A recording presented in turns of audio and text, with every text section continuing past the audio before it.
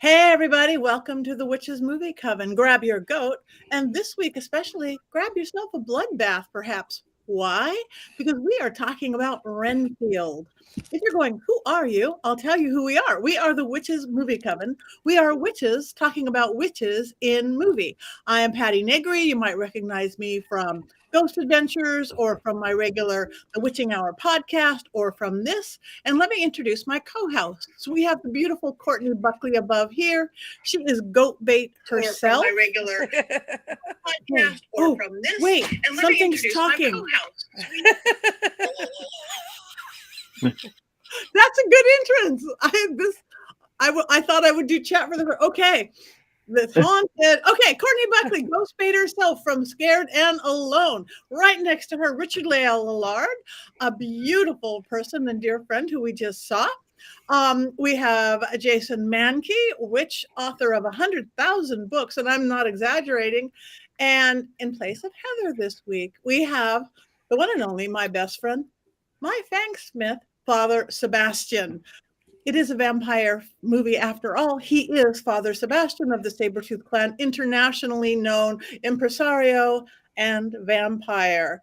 And I must say, I'm really excited because Richard-Lael, Sebastian, and I just spent a week or more in New Orleans, where Richard-Lael just moved. And Sebastian and I were at Hex Fest. And it's really warm there, but it was really fabulous. Hey, Matthew. Good to see you. Hi, Matthew. Oh, Matthew. Yes. Anyway, so this week we are going just slightly outside the witchy world. We are talking about Renfield. Yes, with Nicolas Cage and all sorts of wonderful people. We do not have Heather to explain it this week. Do we want to talk about what we've been doing following you around in New Orleans, or do we want to get right into the movie? I will say that I want to hear about New Orleans. That's just my personal greed. It was Lilith Dorsey, who we just had on last week. She was there. We got to hang with her all week. Amazing, amazing presentations, amazing rituals, dancing, drumming, paddle boat, river boat, private parties at like Christian Day's house and all these. Every house looked like a Richard-Lael house that we went into. Beautiful antiques and skulls and spooky and beautiful everywhere we went. And we got to see Richard-Lael a lot. And even then, after Hexfest, I was filming with the Ghost Finders, and not even on purpose. We had this last minute trip there. We go there and we're getting out of the van. I hadn't got out yet, and all of a sudden the cast starts oohing and awing. Look at this car. What kind of a car is this? Look at this car. I look out and I'm like, it's Mr. Satan, Richard-Lael. We parked directly, of all the cars in New Orleans, we parked next to Mr. Satan. So we, of course, had to go find him. So it was a magical week all the way around. What do you think, Sebastian? This was your first Hex Fest as well. Well, it was my first Hex Fest being your guest. And what the great thing is I didn't have to work. So I got to play, and I got to see all my friends in New Orleans. And I got to really enjoy the hospitality of Christian Day and Brian Kane. Yeah. And they were great. And I got to see Richard-Lael, which I love seeing him all the time because he always is driving his car around and scaring the muggles. And then time. Completely. Yeah, and we got to hang out like at the Vampire Cafe, at Potions, Apothecary, all these very, very vampire-y things, which is perfect for today's movie. So we got to hang out with like the cream of the crop of the witchcraft scene. Yeah. Well, some of them. I was at a different festival that weekend. You were the only one missing, you and Heather. Everybody else on the whole planet was there. What about me? You were busy. You were doing something far more fun, Courtney. I was very busy. Can I share? Yes. So I was mysteriously, I don't know why my camera is not focused. Hold on one second. Find me. Anyway, I was very busy on a mysterious, I was mysteriously away from the Coven last week. And that's because I took my once-in-a-lifetime dream trip to Universal and Disney. And as predicted, we went to Universal first.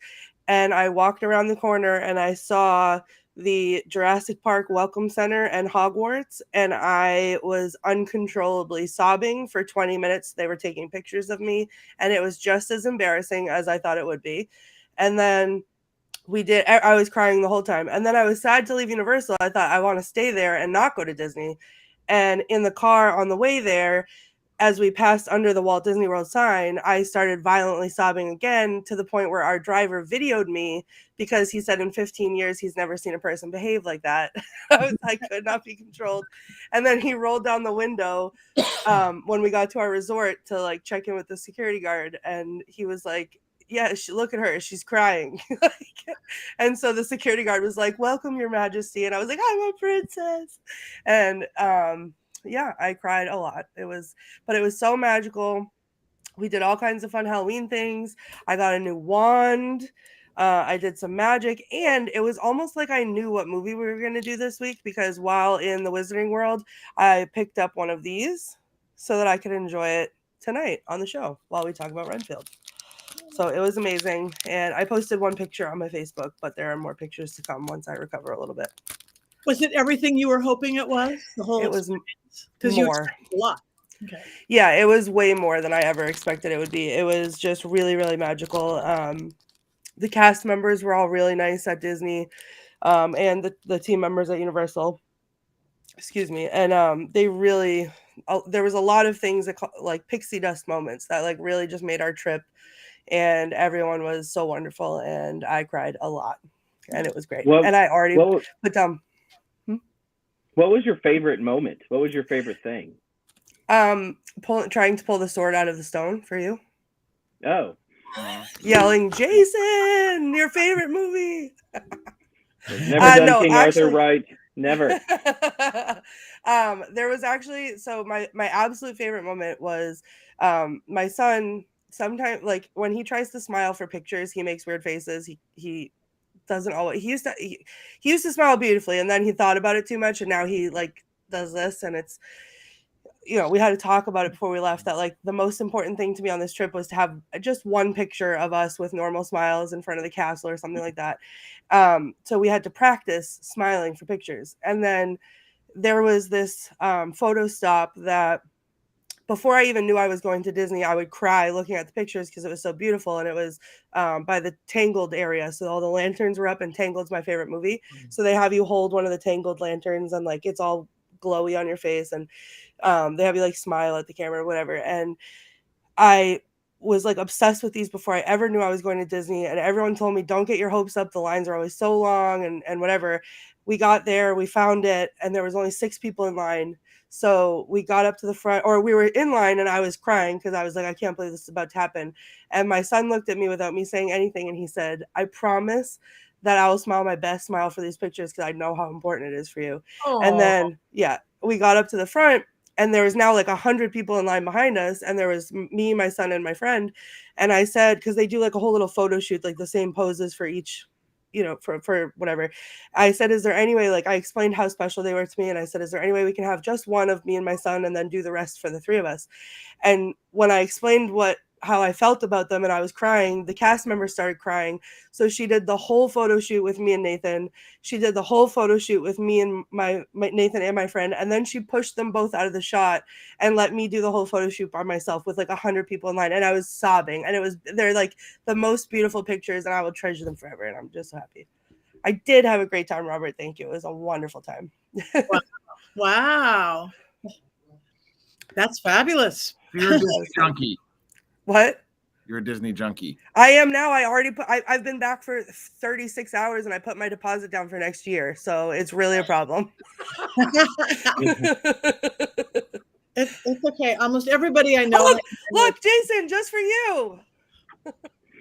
Oh, well, I'm thankful that you did that for me, and horrified all at the same time. Did you get the sword out? No, but I did yell Jason as I was pulling up. That's funny.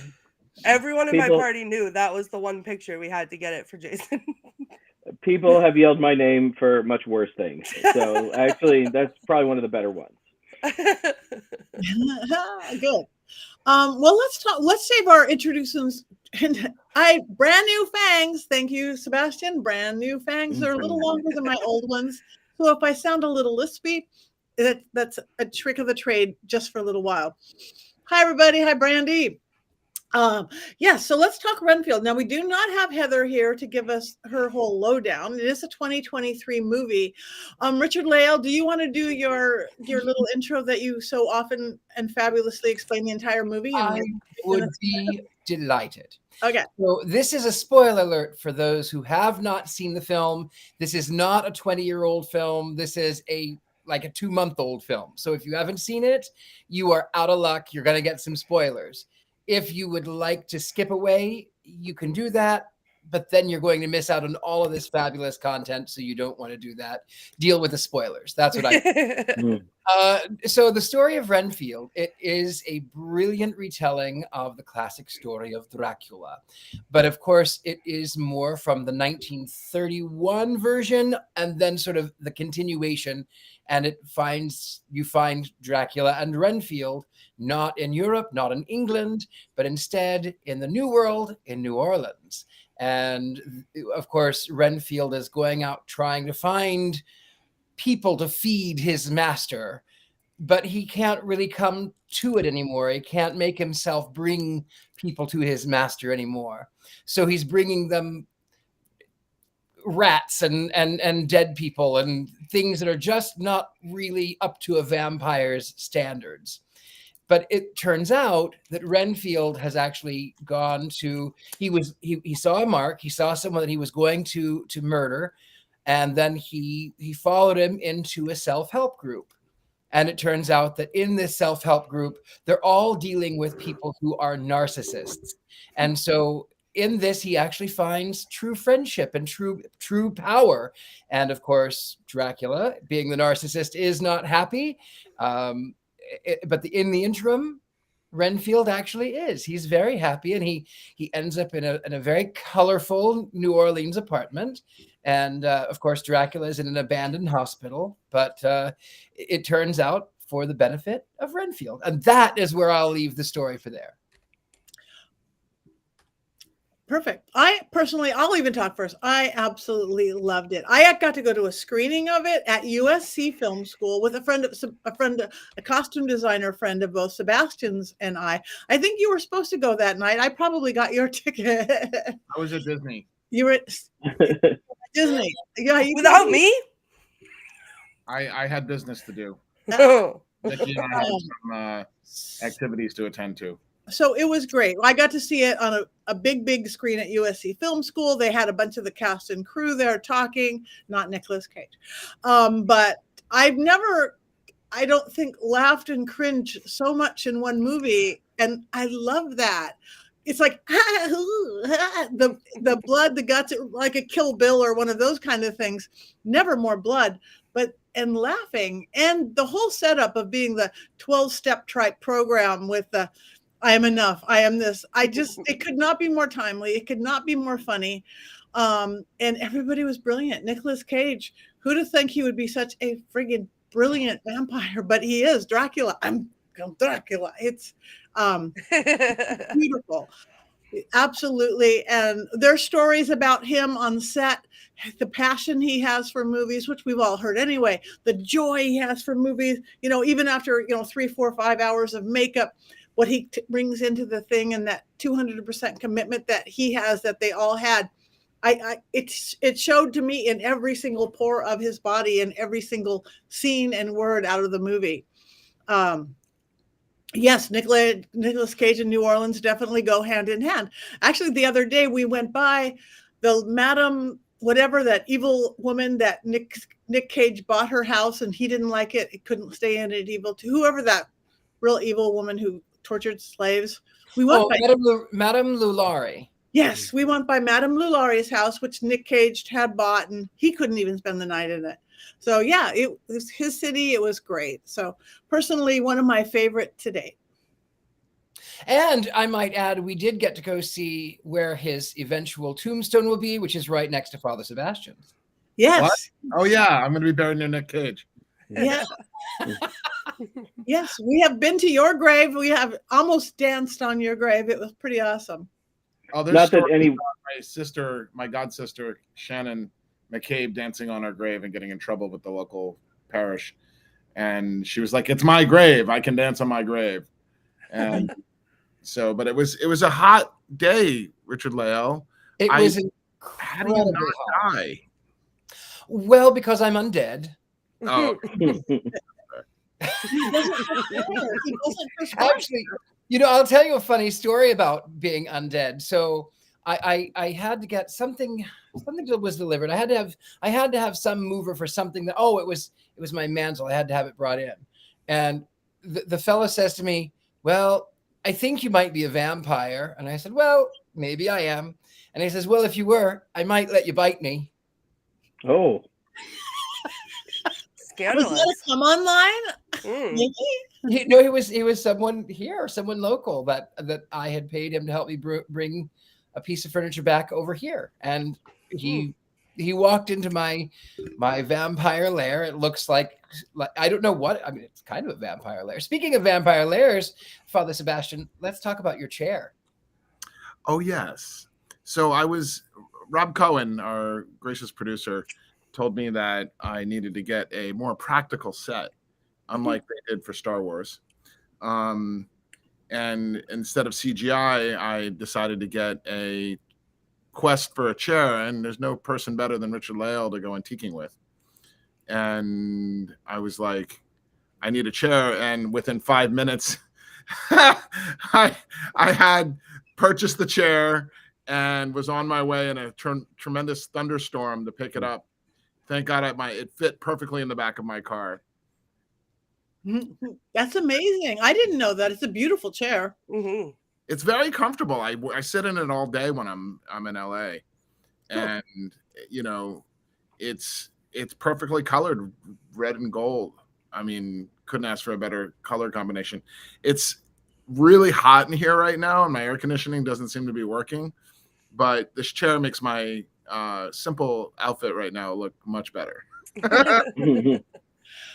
So okay, I don't know who wants to go next, but one thing that we do with witchy movies, Sebastian, is we talk about the good and the bad and the ugly, how witches are represented. You are like the expert of all experts on vampires your entire life. What do you think about how this particular movie or Dracula was represented? Good, bad, or vampires? Fun? I mean, we still love movies where they represent us bad, or we hate movies where they represent us good. Has nothing to do with that. The Witch from the Sea. That's all I'll say. Courtney's favorite film. Would you like my honest opinion? Yes. It was a masterpiece. Nick Cage, in his sarcastic humor, just did a brilliant job. And there was people that didn't like it, didn't vibe with it, and each person to their own. But I'm going to tell you, I went to see it at the Chinese Theater on Hollywood Boulevard because I was in Disney when Patti was going with my friend Laura, and I will tell you, I was laughing the entire movie, and it reminded me a little bit of a New Orleans version of Fight Club. Because people don't understand that Fight Club's a vampire movie. That's a hot take. Oh, it's completely it's a psychic vampire movie. That makes sense. Yeah. Sounds like a new shirt. Oh. Yeah. Watch your quotes because it'll end up on Courtney's chest. Yeah. Right across. not today, but I maybe think tomorrow. there's a couple things that I'd like to say. That there was a rumor going around that Nicolas Cage shaved his teeth down to be able to fit the prosthetics. In fact, no, they shaved the prosthetics down. One of my business associates, Gary Archer, is the Fang maker who made Fangs for Interview with the Vampire, Queen of the Damned. No, not Queen of the Damned. Interview with the Vampire TV show and movie. He made Fangs for Blade and also Austin Powers. And he in his grumpy elderly way went, I can't believe that they're spreading rumors about Nicolas Cage shaving his teeth down. And he talked to the dental tech that did the Fangs, because there's only 3 dental techs in Hollywood that make teeth. and there's one in England, one in LA, him, and one in somewhere in the South. So it was really, really interesting to hear the inside business perspective about it. And Nicolas Cage just killed it. I mean, I want his outfits. I mean, Richard-Lael, next request, I'm gonna find you and have you go shopping with me. I mean, I agree. I that was the most powerful thing, most beautiful thing were his costumes. But Corey wants to talk about the Renfield effect, where people who are in a toxic relationship. And I think it's a very powerful point, because where I thought Nicolas Cage was brilliant and beautiful, really, really beautiful, excepting when he was just a pile of blood and bones, and he wasn't so beautiful then. But when he was himself, he was really beautiful. And I was actually intrigued by the fact that he was going to play Dracula, because I thought Nicolas Cage, and then I saw the photos that were leaked, and he looked a little bit like Marilyn Manson, and I thought, well, okay, maybe, but when I saw it, he was brilliant. And actually, it was very empowering, because when people are in toxic relationships, it happens gradually. You find yourself doing things that you really wouldn't do, just to keep the peace, just to be nice, just so that you don't have to hear the yells, so you don't have to fight. And that's what Renfield is doing. He's going out trying to find people for his master to eat. And then, of course, Dracula says, I want you to find me a school bus full of nuns. And I want you to find, what was it, some cheerleaders, and I can't remember the full thing. A bus full of cheerleaders and there was a table full of nuns. Yeah. And then, of course, he goes to the nightclub here in New Orleans, and what happens to be coming in is a bunch of nuns, and then there's a school bus full of cheerleaders down the street, and whatever it was. But he ends up he eats this part of the trade-off is that he eats this insect. That's why he eats them, is because it gives him the life force, the power, and then he sort of becomes superhero. Now, humans, we don't normally eat bugs and get superhero. We normally eat bugs and gag. But that's neither here nor there. Whatever gives you your own power whenever you are in these toxic relationships, whatever small thing that sometimes, and it may be that the power that one would receive from eating a bug is in a toxic relationship. It's that one thing that they say, oh, you can't do that. You don't do that. And then you can eat the bug, and it would give you a sense of power. So in that sense, I say, go eat all your bugs that you want to eat. So there's actual clips of me eating actual bugs on my Twitch channel. They did not give me superpowers. I was dared to do it. And I don't back down from a dare. So it was disgusting. I did gag, and I wish that I gotten superpowers. What kind of bugs did you eat? What did you eat? I had dried crickets and dried mealworms, but then they upped the ante, and I ate live mealworms. Oh, I did one thing where I sprinkled the dried mealworms on a piece of pizza, and I ate the mealworm pizza. So that was great. I thought you were gonna say I ate bugs at Disneyland or Disney World. That's what I was waiting for. No, Just tossing them back. no bugs at Disney. Like Hakuna Matata. I did say the Lion King sweet, so Hakuna Matata. Let me just, slimy but satisfying. No. Oh my. But I do want to comment on the whole, the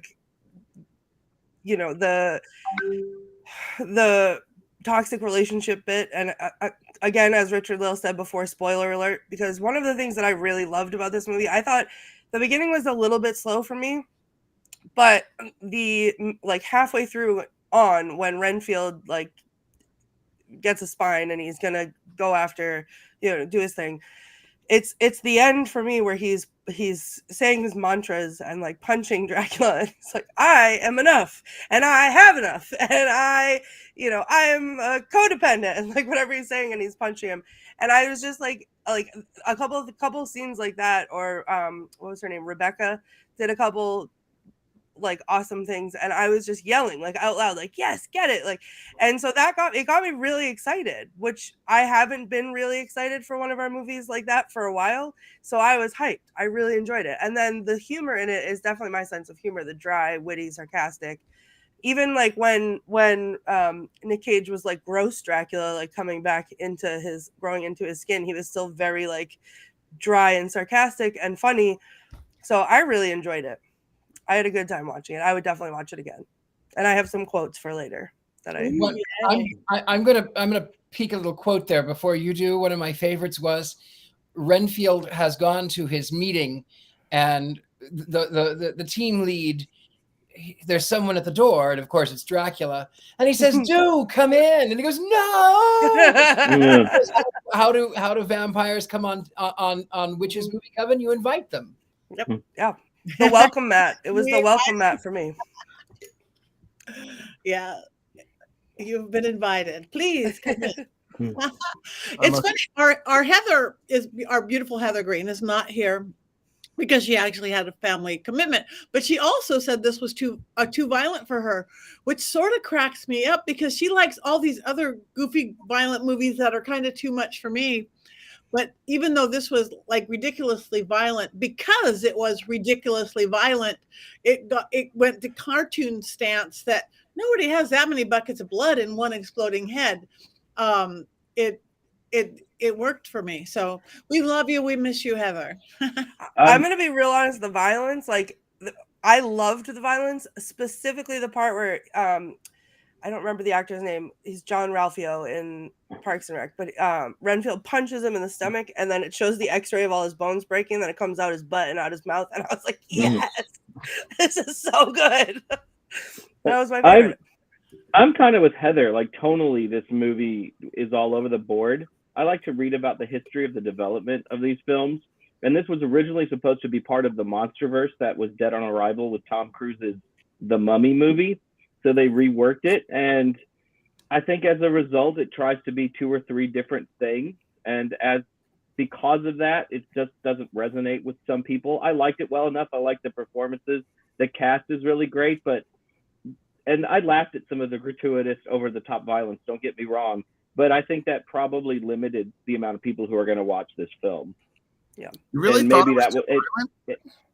I thought the violence was funny, but I think that the amount of violence that's in the film is probably going to limit who watches this. It was not a financial success and did not do well at the box office because I don't think people could tell if it was 100% a comedy.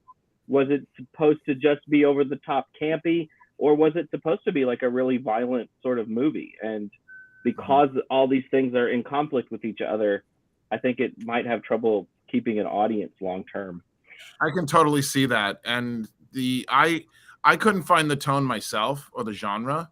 Was it a horror movie? Was it a comedy? Was it a slapstick horror? Yeah. It entertained me tremendously just because I knew the tones. But, Lost Boys is also very violent. And funny. And funny. I love Lost Boys. Yes.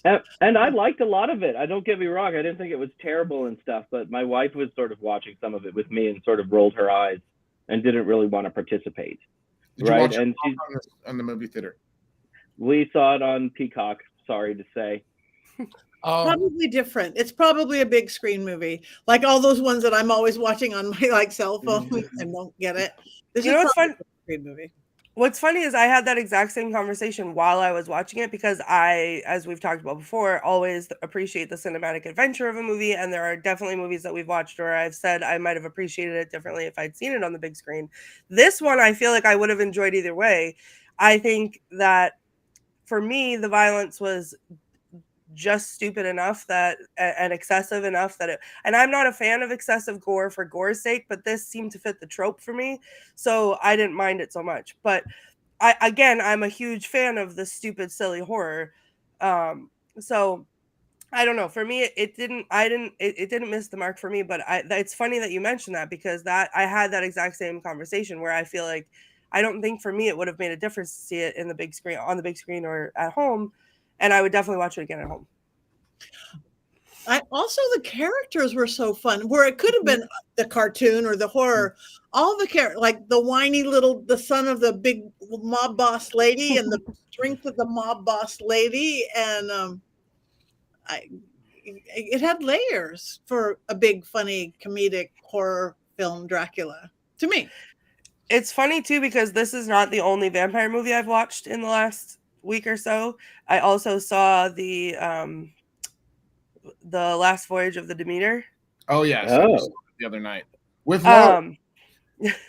So I thought, like, in comparison, I liked this one a lot more because this was more my style. The other one was a little bit slow, and then the end was really good for me. But like, two very, very different things. So I had a lot of fun watching this one, whereas the other one was more serious. So I think maybe having seen the other one in such close proximity too made me enjoy this just that much more. So who hasn't talked at all yet? Richard-Lael? Well, I've already talked a little, but I'll talk again because you know I love to talk. I was going to say I really love. It's my new home, and when I saw it, I was in New York, and I don't think that I had even planned to come to New Orleans yet. But after moving here, I went, oh, that's St. Louis Church. Oh, that's where that is. Oh, that's so. It was kind of interesting in hindsight to see. And then, of course, in the French Quarter, they were talking about it. They said, well, yeah, they were filming here, and a lot of people were really excited. You know, a lot of people were in it. Well, I don't know any of them yet, but I thought it was kind of nice. It was kind of neat to see the setting, and what a perfect place to put vampires, because you've got Anne Rice, you've got Interview the Vampire, and then now Dracula. Of course, Dracula would come to New Orleans. Of course he would. There was also a couple other movies that were set in New Orleans. The Originals was a TV show set in New Orleans, and then Dracula 2000 was set in New Orleans, and those were really shitty shows. But compared to Lost Boys, everything sucks.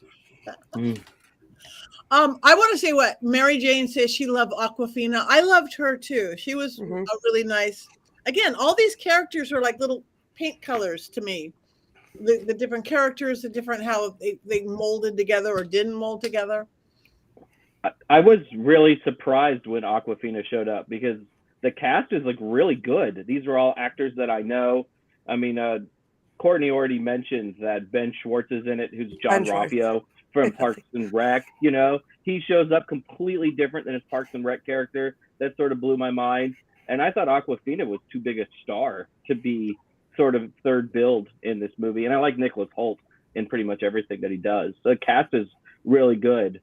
But again, it's that weird thing too, where some of these people you're used to just seeing in really comedic roles, like Schwartz and Awkwafina, and then you sort of have this over-the-top kind of violence on top of it. And some really genuinely, I thought, kind of scary moments in the movie too. You know what was the scariest moment for me, though? The scariest moment for me was when all of his friends get murdered by Dracula.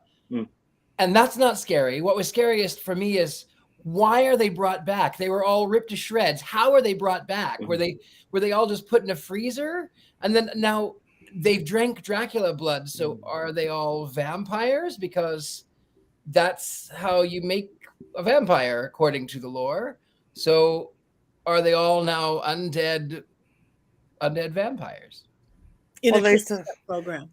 They saw things that they could not unsee and learned things that they could not unlearn. So maybe. I just didn't think about it because I wanted a happy ending, and I felt so bad for all those people because you knew Dracula was showing up and what was going to happen. And I was like, and that was, I think I yelled no at the screen, which I tend to do only while watching Curb Your Enthusiasm. So, you know, I wanted the happy ending. I kind of didn't want the happy ending because I that was the one thing that really took me out of the film, because yes, gratuitous violence. Yes, there's a lot of things happen. People we love pass away. I lost my mother recently. People that we love die. That's just a fact. And I felt like that and they all lived happily ever after was very Disney, Courtney Buckley.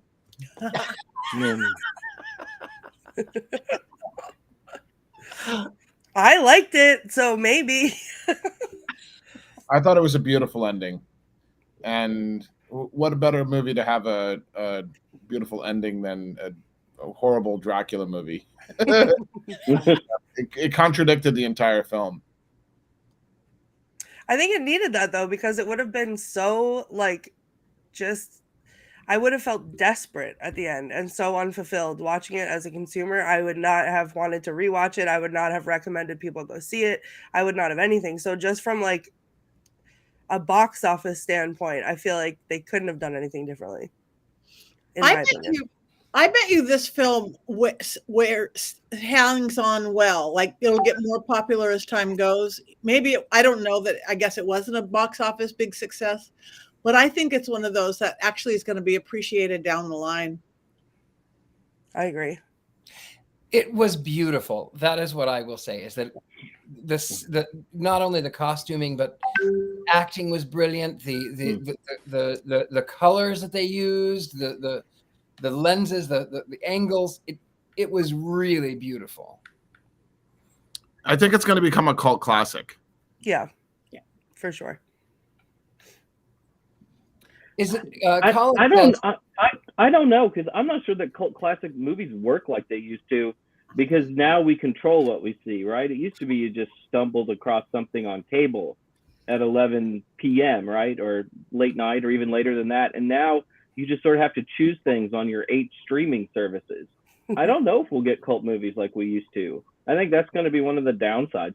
Tonight on the Witches Movie Coven, we discuss technology and how it affects moviegoer habits.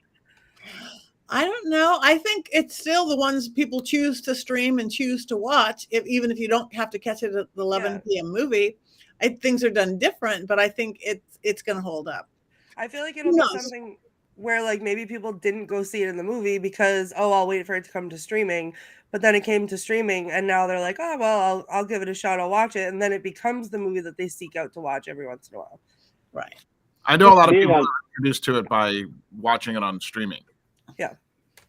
Right. Being on Peacock probably doesn't help a whole lot. You know, when it shows up on Netflix, maybe it'll find a second or a third life. Right. I love Peacock. Peacock has Parks and Rec and The Office. I love Peacock. It's NBC. I think what we're losing with streaming is that we won't have the cult movies like the midnight showings of like Rocky Horror Picture Rocky Show. Horror. So I would go see this as a midnight screening of Renfield. I don't know.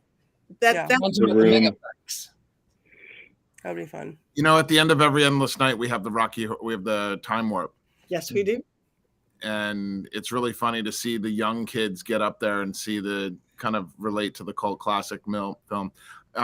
I'm 48, and that movie came out in 75, so I relate to it as anybody else. But to see like 21 and 25-year-olds getting up there dancing to that movie, you know, musicals have that thing that can touch you. I love being touched. Oh my God. Speaking of young people, I know a million movies that were made long before I was born. I know movies from the 40s and 30s and 20s. I did a show yesterday with they look 12, but they just turned 20-year-old.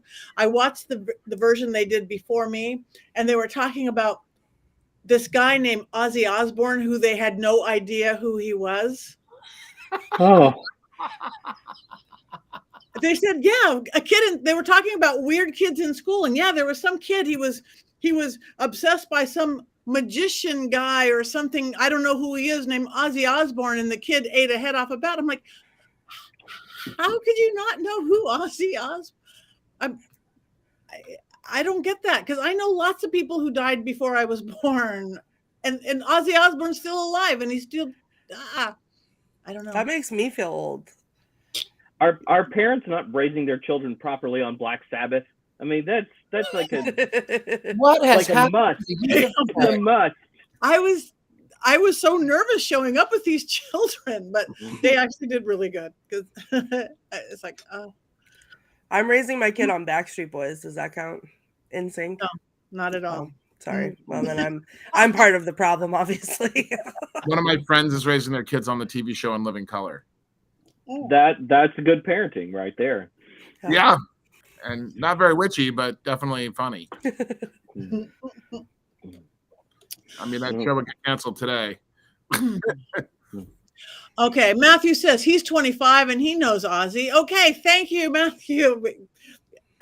Education in America. That is that really threw me. I was so nervous showing up at their studio going, what are we going to talk about if they don't know who Ozzy Osbourne is? Well, and that goes to a point too. I wonder how many people realized that there was a 1932 film with Bela Lugosi. I wonder if they knew, or if they just thought, oh, Halloween and vampires, and they kind of, I don't think, have they ever seen that version? They probably have not. Have they ever seen even the Bram Stoker's Dracula Coppola version? Probably not. Yeah. So they know the Halloween version of Dracula because they just know the Halloween version of Dracula. But Yeah, see, I would. weird. In the day of streaming, you can watch whatever you want when you want. Do they just don't know about it? Do they I think it's just because they have too many choices. The problem is, if you go to a restaurant, and this is, I don't like to go to restaurants because I have a lot of allergies, but when you go to a restaurant and you sit down, and instead of having 5 things, this is what you have for lunch, this is the options that you have, this is what we have for dessert. But if you go there and there's 1,000 things, it's so much that it's hard for you to focus on one. Which one do I want? Because they're all, I don't know. You get overwhelmed. It's information overload. Yeah, that's literally me every night trying to decide what to put on to go to sleep. So That's me trying to, on the rare occasion I actually get to watch television, how to watch television, what channel to watch, and how I can even find the show, because I don't, I'm really bad. So. I think that people know the image of Bela Lugosi as Dracula, but I'm with Richard-Lael. I don't think that most people have ever really watched the movie. I don't think it's something that comes up when you look through streaming services or whatever. It used to be maybe on Turner Classic Movies, if you had cable during Halloween, you might stumble across Dracula. And the movie itself has issues. The Spanish version is actually better. The Spanish version is way better. Yeah. In Spanish? Yes. So I didn't mean to jump in, but that excites me. Go on, Jason Mankey, you tell. Oh, so at night, after they were done filming the Bela Lugosi version, the Spanish crew would come in and they would film the Spanish version of Dracula. They used the same sets, but it was all in Spanish, so they could release it in Spanish-speaking territories. And the directing is so much better. Dracula, the movie with Bela Lugosi, looks like a stage play. And Dracula, the Spanish movie, it looks like a movie. There's more close-ups of faces and things, and it's just better done. It's fantastic. So if you like the original, go and watch it. When I was dealing with my vampire mentor, Victor Magnus, he's like, you don't like Lost Boys. Lost Boys sucks. You got to watch 1932 Dracula in Spanish. And I was like, okay, can I get subtitles? And he was like, sure. And we watched it together, and it was nuts. Yeah, that's fine. Okay, we have a question in the thing. Who was it? Tabitha wants to know, who is your favorite vampire of all time? Anybody want to jump in? I'm embarrassed. I don't want to say mine. Oh, now you have to start. I like Twilight. No! Oh. Yes, I would be embarrassed Listen, too. Everyone give me a second. I know it's terrible. I understand that, and that's why I like it. I like movies that are so bad that they're uncomfortable to watch sometimes. And Twilight has become one of my comfort movies because it's just so goofy and ridiculous, and I love it. So sorry, not sorry. I like Twilight. But I also like what's that movie with Josh Hartnett was in it a while ago, 30 Days of Night, I think, where they were living in Alaska and then it goes dark and all the vampires come out. I really love that movie. So I have movies on the Fangs. What? I base the quality of a vampire movie on their fangs. I like that. So who is your favorite vampire then? Lestat de Lioncourt. The vampire Lestat. Not the Tom Cruise version, not the Queen of the Damned version, but the Sam Reed finally did Lestat properly in the TV show Interview with the Vampire. Now, Louis is just a supporting character, so I don't care what they do with him. But they did Lestat. And I grew up, I was in a poly relationship where I had a little blonde and a doubting Louis. And we would always go, Louis, Louis, Louis. And that was, Lestat is absolutely my rock star, my heart, my treasure, my love, my friend, my inspiration. Oh, very good. And Jason? I'm going to be boring and say it's Dracula, but I like Dracula just because of all the different versions of Dracula over the years. And that it's this great literary creation that sort of kicked off the modern vampire movement in a lot of ways. And the story is continually reinterpreted over and over again, which I really appreciate. So for me, it's Dracula. And I used to read Tomb of Dracula comic books when I was a small child. So there's all these connections to Dracula. Which is your favorite Dracula? Ooh, maybe Gary Oldman. Yes, he's good. Is good. All right, Richard-Lael. My favorite vampire is an alleged vampire, the Comte de Saint-Germain. He is my favorite vampire to this date, and he was a courtesan. Nobody knew where he was from. He didn't eat publicly. He would always. It was rumored that he would dine on chicken or virgins in his chamber, and people who knew him when they were children at court knew him when he was an older man, and he never aged. Now he disappeared and reappeared in the 19th century, and then someone said that he had returned in the 70s. I don't think that was the same person, however. Or he was. Maybe it was. Thank you, Lisa. Their favorite vampire's father, Sebastian. Oh. I think he's mine too. I must say though, my favorite is Nicolas Cage in Dracula. I have a Nicolas Cage thing. Sorry, I have forever. So now Nick playing Dracula, I'm staying there. But my first vampire, I was little and I ran home from school, was Barnabas Collins. Ooh. I ran home from school for Dark Shadows. I don't know. I was little and that was the only soap I ever watched. I had to run home to watch Dark Shadows. So he was my love Dark Shadows. Yeah. So what's everyone's favorite Nicolas Cage movie? I think that's another good question. Okay, go Courtney. Okay, I forget the name of it, but it's the new one that just came out with Pedro Pascal. Oh, yes. Where Nicolas Cage plays himself. I laughed in the theater, and it was not even just the jokes. It was the subtlety of like the faces they were making at each other. Like it was everything. If you have not seen it, go watch it tonight. It's so funny. It's so, I don't know. I loved every minute of it. What is it? Let me look it up. Hold on. I can't remember the name of it. Yeah, I don't know that one. He plays himself. Yeah, he plays himself, and Pedro Pascal is like his super fan and wants him to come to his birthday party. So he hires him. Like The Unbearable Weight of Massive Talent is the name of it. Yeah. And so Pedro Pascal is like a super fan. He's like, I forget if he's like or his family's in the drug trade or something, and he has like a shrine to Nick Cage, so he's bought all of the things that like Nick Cage has used in his movies or whatever, and Nick Cage is trying to audition for things and can't get it, and so his agent is like, well, this person offered you $1 million to go to a birthday party, so he's like, yeah, whatever, I'll take it. And then it's like a buddy comedy, so they become like best friends. It's the funniest thing I've ever seen. Hilarious. And then the way that they just look at each other, so there's the it's like viral on TikTok, the scene where they're looking at each other in the car, and it's like, oh, me when I do this, and then my best friend when I do this, or like whatever, and they're looking at each other.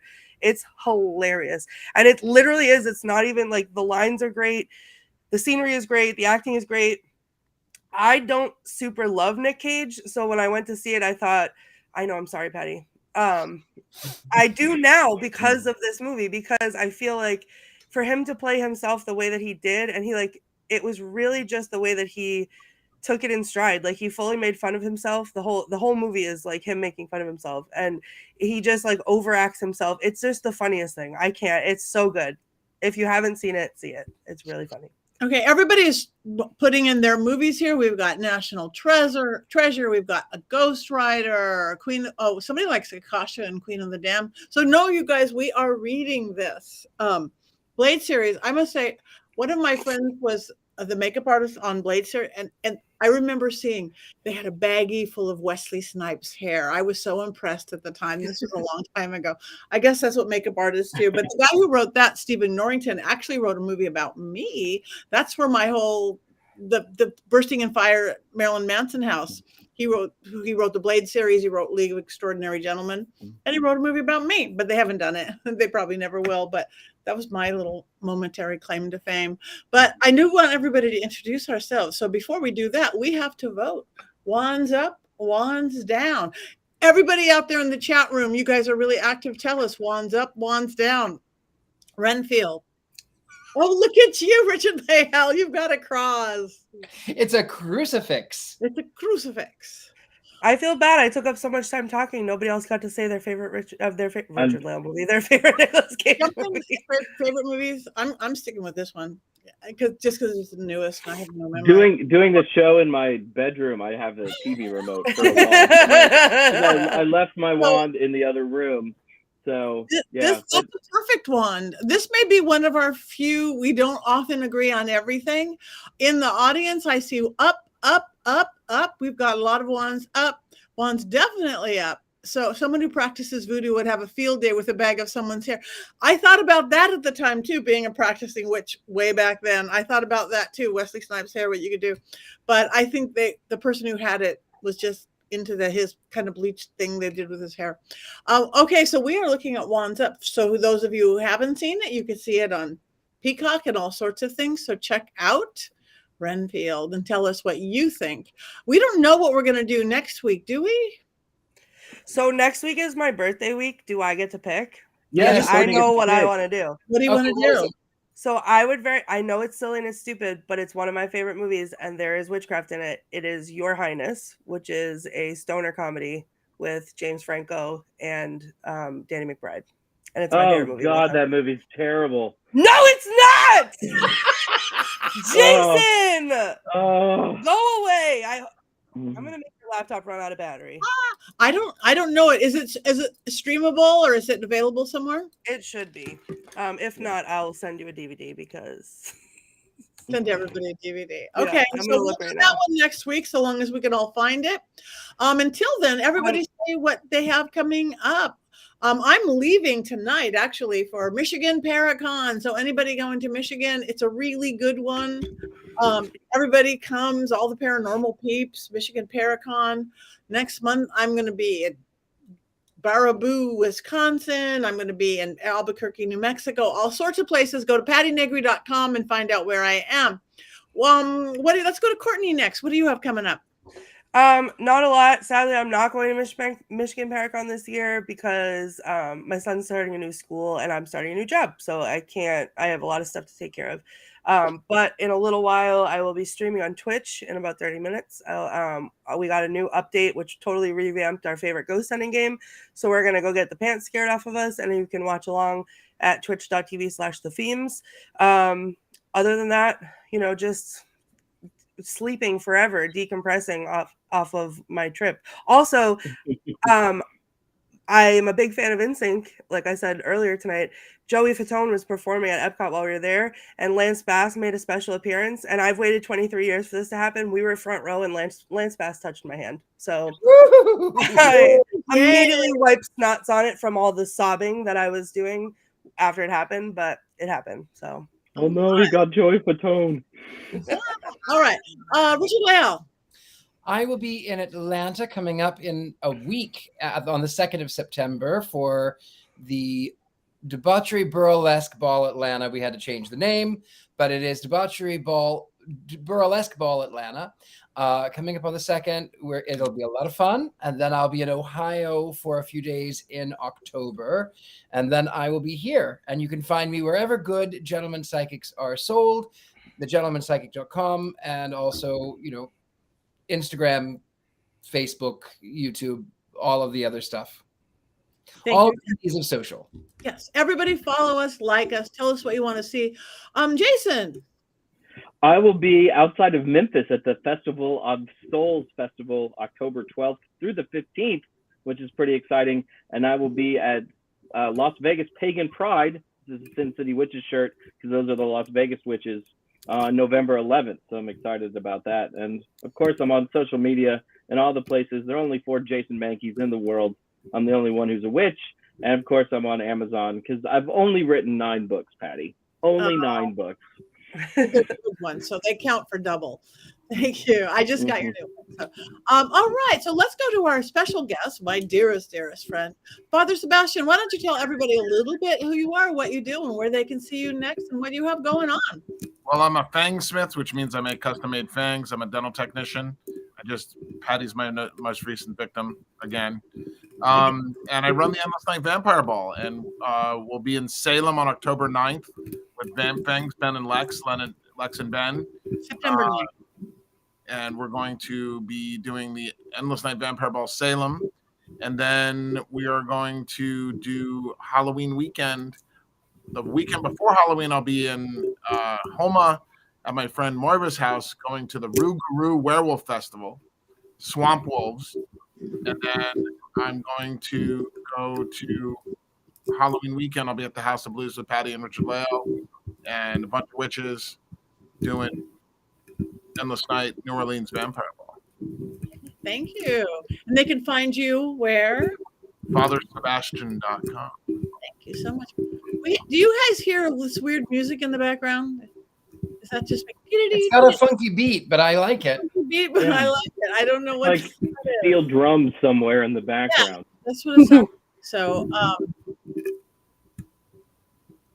I don't know where it's before. Maybe it's Dracula coming to get us, or Nicolas Cage coming to get us. Okay, it could be. Come on down. I wish it was Gary Oldman coming to get me. Really, okay, he was really good. Pam can hear it too, so everybody can hear it. Hi, Pam. Hi, everybody. All right. So, yes, come see us everywhere. Like us, follow us on social media, on our YouTube page, our Witches Movie Coven page, on Facebook. Tell us what you want to see. Tell us your opinions on everything. And make sure you go to mysterycontrol.com. Yeah, because mysterycontrol.com, you could have all those cool shirts with our quotes on it. You could have Witches Movie Coven shirts. You could have my Patti spellcasting line. You could have Patti's power panties because change your underwear, change your life. You could have a Richard-Lael pillow. You can, that could look her new. Those are dragon panties. Beautiful. She's great. My Richard-Lael pillow. So, And we're working on teacups too. So some of my art will have some of my art will have teacups. Yeah, that pillow would look nice on your chair, Sebastian. You're putting me in a weird position. Mysterycontrol.com for all your Richard-Lael needs. Yeah, we are. Yeah. You will find us all there on mysterycontrol.com. And because who doesn't need t-shirts, underwears, and pillows to put upon your body? Oh, now look, Richard-Lael. Our panties are on Richard-Lael. Well, I will tell you that those pants that I was wearing were so tight you could see my religion. So maybe it's a good thing that I'm wearing the power panties. Cover that up. Oh my God. All right. Well, we are there to the end of the day, but there is one more thing that we always have to do, whether you have your goat with you or not, because what do witches do? We cackle. We cackle. 1, 2, 3. Here we go.